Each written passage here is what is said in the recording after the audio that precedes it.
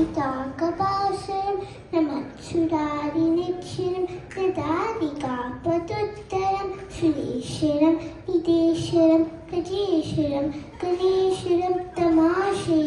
पराश्वरं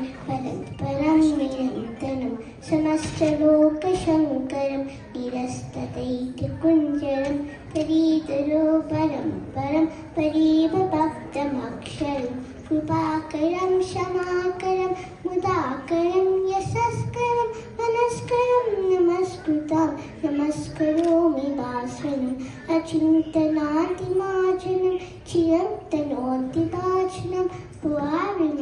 पूर्वनन्दनं सुरार्विकर्मचर्वनं प्रपञ्चनाशभीषणं तयञ्जनादिभूषणं